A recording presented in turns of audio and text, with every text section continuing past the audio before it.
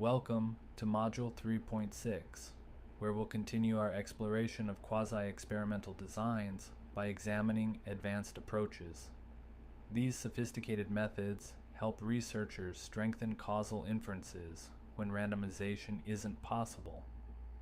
In this module, we'll examine regression discontinuity, difference in differences, and propensity score methods, powerful analytical techniques that address specific challenges in healthcare research.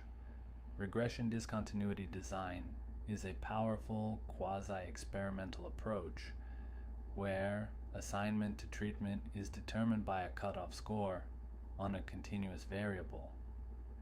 The analysis compares outcomes for individuals just above and below this threshold, where assignment can be considered essentially random due to the arbitrary nature of the cutoff. This design offers strong potential for causal inference, rivaling randomized trials under certain conditions. The approach relies on statistical modeling to estimate treatment effects at the discontinuity point. Regression discontinuity is particularly valuable for evaluating programs with clear eligibility criteria, such as interventions based on risk scores, age requirements, or needs assessments in healthcare settings. The difference in differences approach compares changes in outcomes over time between a group exposed to an intervention and a comparison group.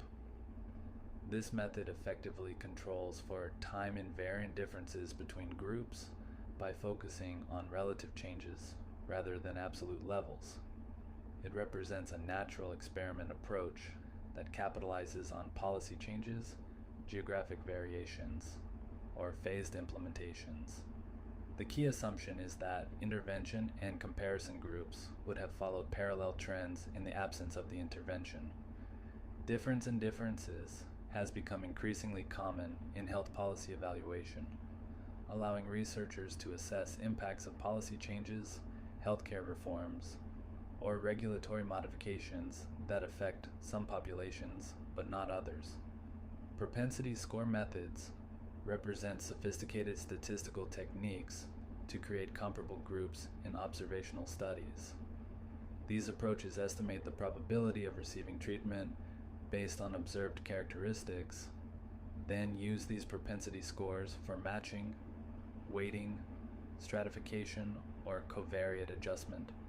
By balancing observed covariates between treatment groups, propensity score methods substantially reduce selection bias. Critical to this approach is assessing balance, verifying that the distribution of covariates is similar between groups after adjustment.